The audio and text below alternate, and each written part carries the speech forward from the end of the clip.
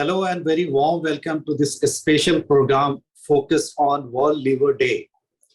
As many of you know that the World Liver Day is celebrated on 19th April every year to create awareness about liver-related disease. And this is really important given the fact that the liver is the second largest and one of the most complex organ in our body, with the exception of the brain. It is a key player in our body's digestive system. Everything that we eat or drink, including medicine, all of those passes through our liver, and we cannot survive without a liver.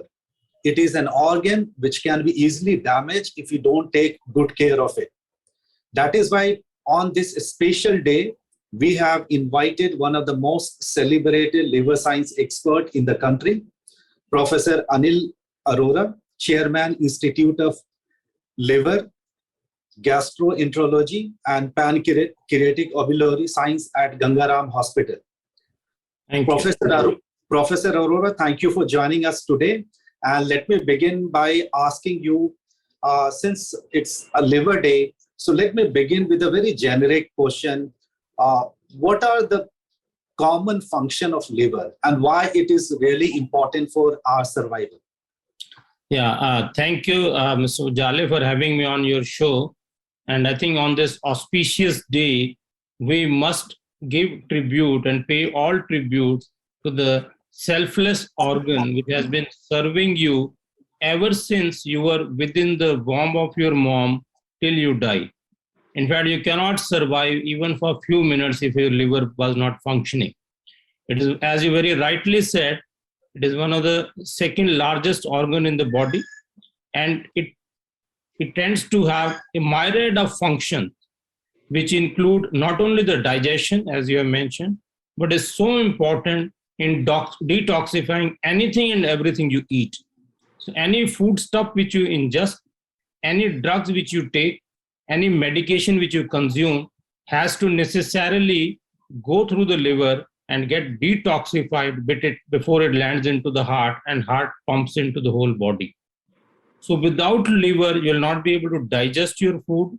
You'll not be able to detoxify any of the chemicals and intoxicants which you take for your benefit or as a pleasure habit. And ultimately, you may end up damaging your body.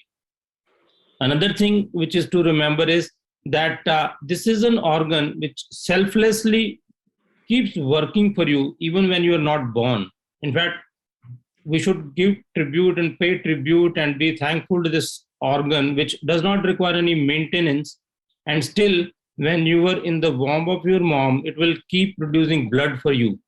In the bone marrow produces blood once you are born. Prior to your birth, outside the human body, within the womb of your mother, liver keeps producing blood for you so that you grow as a fetus. Subsequently, it performs a myriad of functions and swathe of activities which include not only the digestion, but it is so important in manufacturing the proteins. It produces a number of enzymes or hormones. It produces a number of clotting factors as well as the anti-clotting mechanisms, which are so important and maintained in a very delicate manner in this functioning liver. I think we must make all efforts to preserve as much as we can do the functioning of the liver, because it is going to age with, it is going to have some aging effect as you grow old. But what we must make all attempts to preserve its integrity so that it can selflessly serving us till we die. That really brings to a very important questions that what are actually the attributes of normal functioning liver?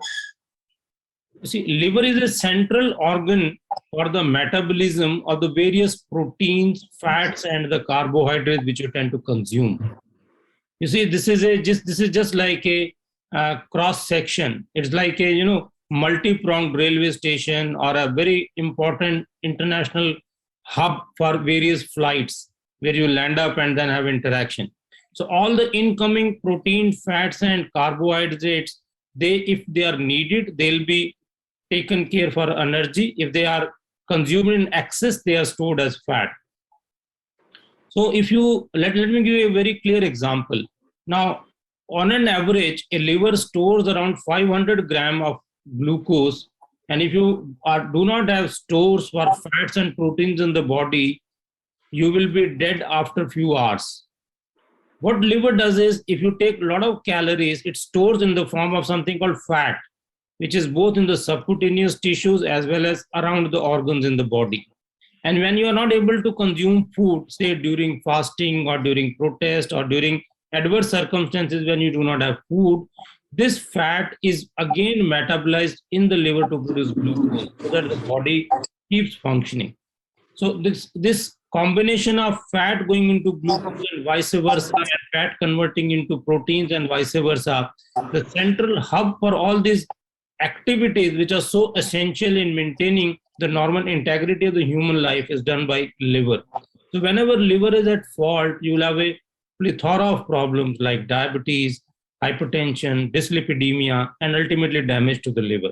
That is the reason again and again I'm stressing to you, this is one of the most important organ with the a swathe of function which is performing, and we must make all efforts to respect the liver, to give its due regard and trying to maintain its function and integrity. But as a layman, how do I ensure that my liver are functioning properly? What are the method and what are the things that one can actually take care of to ensure, as you mentioned, the integrity and functioning of an optimal functioning of a liver? Yeah, you see, as I said, liver is involved in so many metabolic processes and maintaining the normal homeostasis of the body. So if you try to damage the liver, certainly it has a limit to regenerate, it has a limit to take on the assault of the physical and the chemical agents which come into the body because of the different reasons. So if your liver is functioning normally, it will not let you have diabetes. Your diabetes will be well controlled, your coronary artery disease will be well taken care of. But if you do not respect the liver, the major causes are if you take too much of the fat, if you are overweight, if you do not respect your BMI and tend to eat the fast food or fatty food stuff and eat more than what you tend to lose in terms of your routine activities or exercises, in that condition, excessive deposition of the fat occurs first in the subcutaneous tissue. So if from there it spills over into the liver. So liver is choked with lot of fat which subsequently cannot be deposited in the subcutaneous tissue. So that is a turning point where it hampers the normal routine activity and functions of the liver in terms of the metabolism of the fat and the proteins and glucose. That leads to development of something called diabetes. And once you have a diabetes, then there is a cascading of the events in the form of development of the heart disease, kidney disease, brain disease, and strokes. So if you're able to pin down your total caloric intake, if you're able to maintain your BMI to a normal level, if you do not overeat and exercise regularly, I think you will be able to do a yeoman's job in protecting the liver. Second most important component of injury to the liver is something called alcohol. It is sad to know, you see, look at the way the government's tax collection begins. It begins initially with the sale of alcohol. But then, if you're not knowing what is the limit of consumption of safe alcohol, this is one of the most important reasons for damaging your liver. And because not only it causes deposition of the fat in the liver, but there is a injury produced by the inflammation triggered by alcohol, and then ongoing addiction to the alcohol then subsequently leads to sustained injury to the liver, culminating in a end-stage liver disease called cirrhosis of the liver. Once you have a cirrhosis of the liver, it is irreversible damage. So simple avoiding alcohol and taking care of your body weight and not overeating, I think that may be the biggest mantra to begin with to prevent the dysfunction of your liver. Right. So, Dr. Arora, you mentioned about a couple of very important examples as to how liver could be damaged. Can you also tell us some of the day-to-day thing that we have been doing and we are doing that will enable us to ensure that our liver remain healthy? And if there is even people who is having some complication, they are able to actually mitigate easily. Yeah. So if I have to name few important aspects of our ability to prevent the damage to the liver, first and foremost is you maintain your normal body weight by almost checking it on day-to-day basis. do not tend to be overweight. If you are overweight, restrict your calories. Do not take fast food. Do not take fat-rich food. Exercise regularly. Avoid alcohol as much as you can. Preferably, if you can abstain, nothing like it. And then do not unnecessarily keep on taking medications which are not necessary. So take the medication in the dose which is recommended by a qualified doctor. Take it for as much time as has been prescribed to you and for as little indication as has been given. So over medication, self-medication and unnecessary medication ultimately will land up in the liver, and sooner or later by different mechanisms is going to stay there and cause toxic injury to the liver. So that is something which is easily in our hand. Never take drug on your own. Do not take drugs which have not been prescribed by the doctor, and take it only for a minimum duration of time, for a minimum dose as is recommended. And finally, two viruses like hepatitis B and C are extremely important in causing chronic injury to the liver. So at the first instance, whenever you go for an executive checkup or a routine health checkup or a general screening, please get your hepatitis B and C checked up in the blood. Now, if they are present in the blood, they are likely to cause injury to the liver. Let your doctor assess whether they are multiplying. In case the virus is multiplying, if you're able to stem the rot and nip the problem in the bud itself, you're going to do a good job in preventing the complication of liver disease.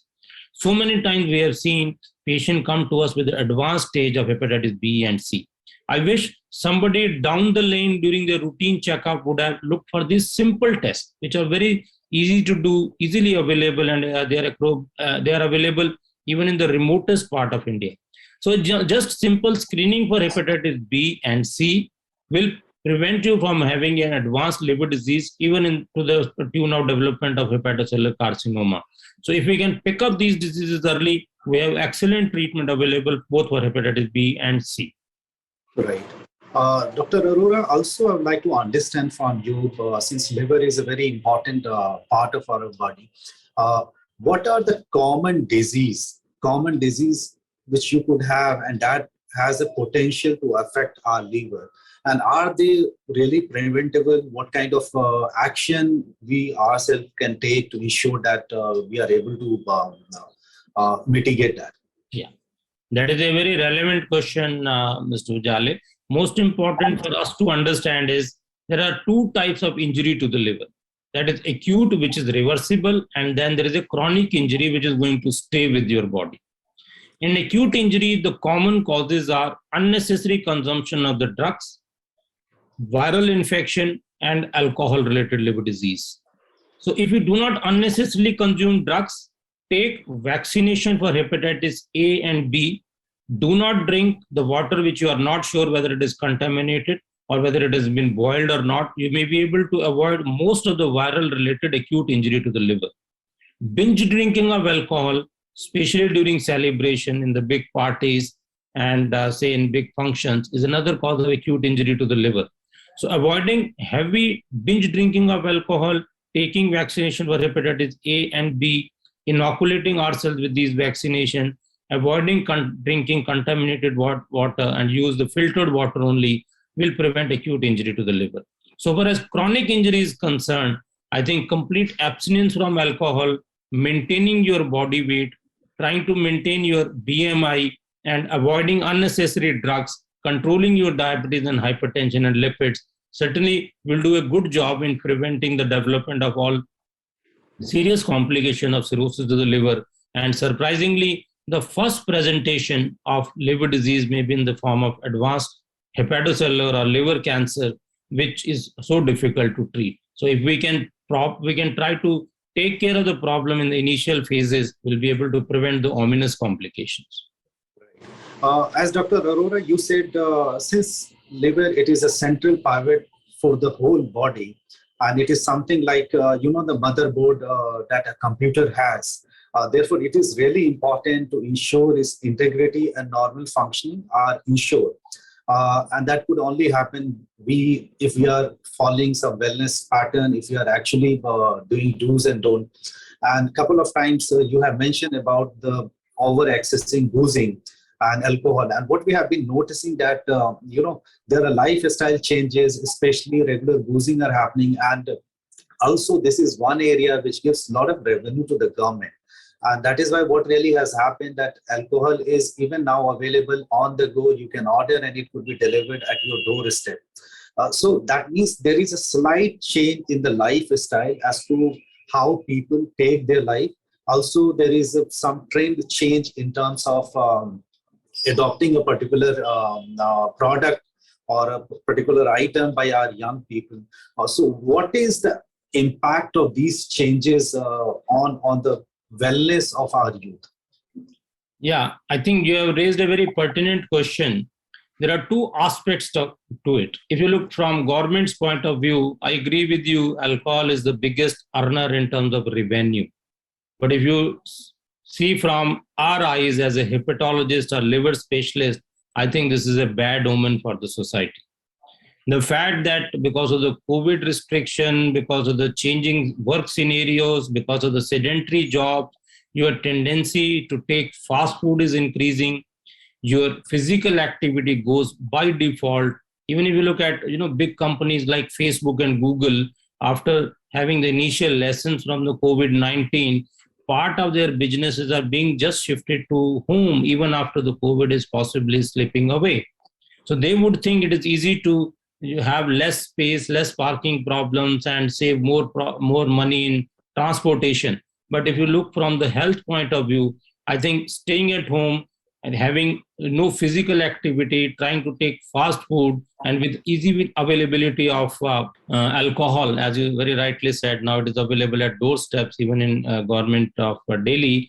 So this is going to be a big problem, both in terms of alcohol-related and weight-related injury to the liver. I think we are going to see a pandemic. Once this pandemic of COVID-19 goes away, we may have a pandemic of non-alcoholic and alcoholic liver disease, which is coming to us soon.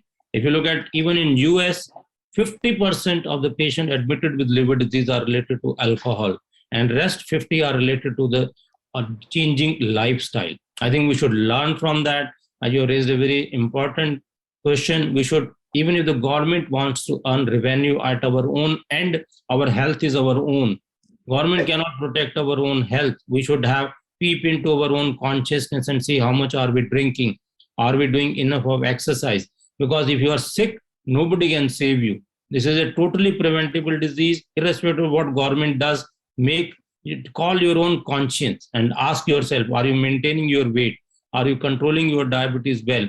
How much of the fast food are you eating? Why are you consuming alcohol in a binge or as a routine? And how much of it is affecting your health?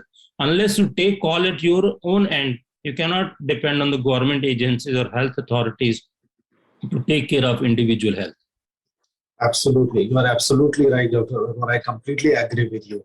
Earlier, you also touched upon the liver cancer, which has been the cases are actually increasing over the years. I would like to understand from you, is liver cancer a common disease now? And if it is, what are the common cause of liver cancer? And if you could also share your light, especially, is it preventable? What vaccine one can take to actually prevent that? I am happy you have raised this very, I think, innovative question of relationship between the prevention and liver cancer. We published about 5 years ago from Sir Ganga Ram Hospital, where I am the head of gastroenterology and liver diseases, in this Indian Journal, of the causes of hepatocellular carcinoma. And we showed clearly that 3/4 of liver cell cancer can be prevented simply by avoiding alcohol, simply by taking a vaccination for hepatitis B, and simply by screening your blood for hepatitis B. So just screen your blood for hepatitis B and C. Try your best to maintain your health by reducing your BMI to a normal level. Try to avoid fatty food, control your diabetes, and avoid alcohol. If you take simple precautions, you see, if you remember, these are the general rules which your grandfathers used to tell in a simple, nomadic life, in a life which was in the rural areas, away from the hustle and bustle of the city. So rather than, landing yourself in the rat race of the showmanship and one-upmanship. If you go back to the basics, I think you will be able to prevent 3/4 of the liver cancer. That is a big news. And unfortunately, liver cancer is the second most important cancer, which is the cause of death in human beings. It is the most rapidly rising cancer all over the world. And fortunately, most of it is treatable.